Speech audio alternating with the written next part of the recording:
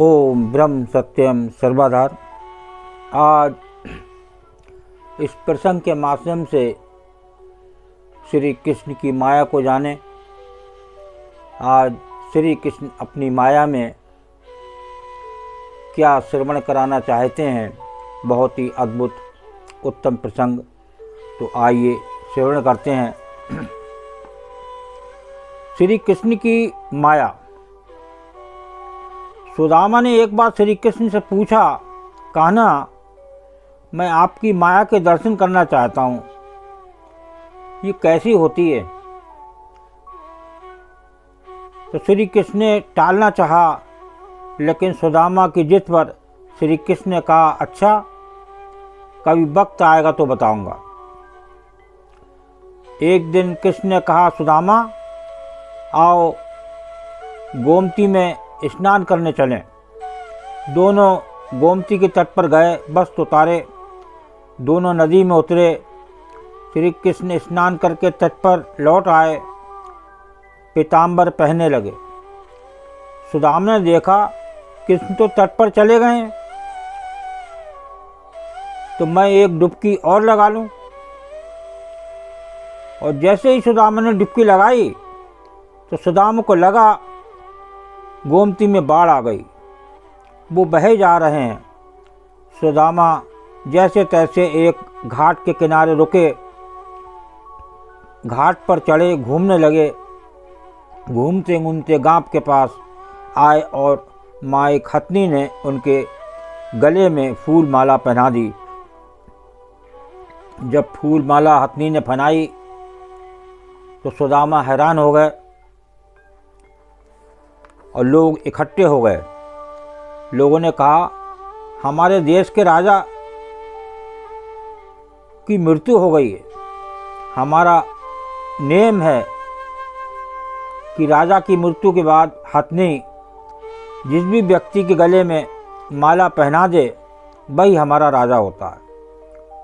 तो हथनी ने आपके गले में माला पहनाई है, इसलिए अब आप हमारे राजा हुए। सुदामा हैरान हो गए, मैं राजा बन गया। एक राजकन्या के साथ उनका विवाह भी हो गया, 2 पुत्र भी पैदा हो गए। एक दिन सुदामा की पत्नी बीमार पड़ गई, आखिर में मर गई। सुदामा दुख से रोने लगे। उसकी पत्नी जो मर गई थी, जिन्हें वो बहुत चाहता था, सुंदर थी, सुशील थी। लोग इकट्ठे हो गए। उन्होंने सुदामा को कहा, आप रोए नहीं, आप हमारे राजा हैं, लेकिन रानी जहाँ गई है वहीं आपको भी जाना होगा। ये मायापुरी का नियम है। आपकी पत्नी को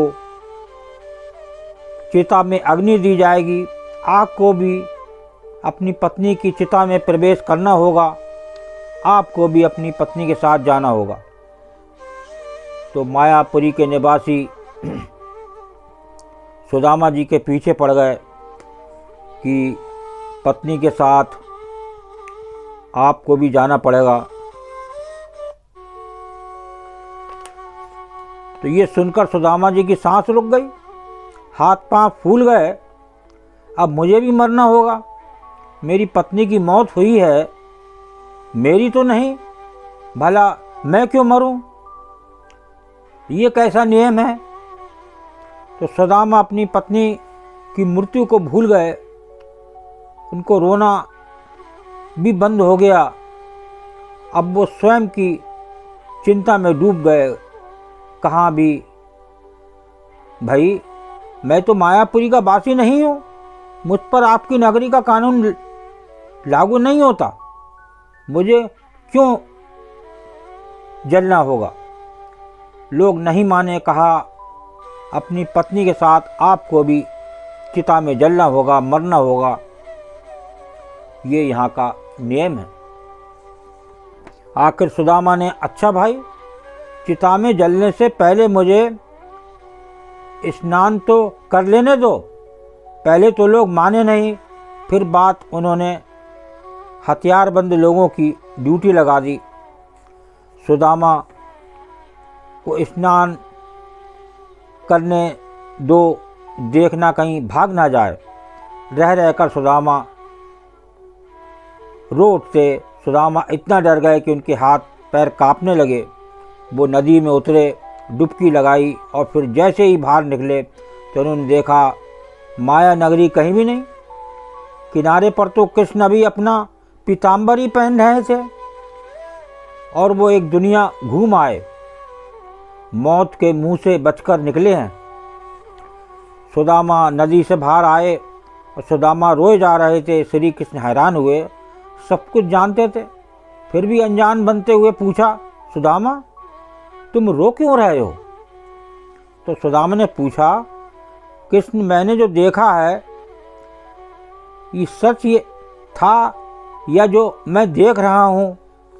तो श्री कृष्ण जी मुस्कुराए और कहा, जो देखा भोगा वो सच नहीं था, भ्रम था,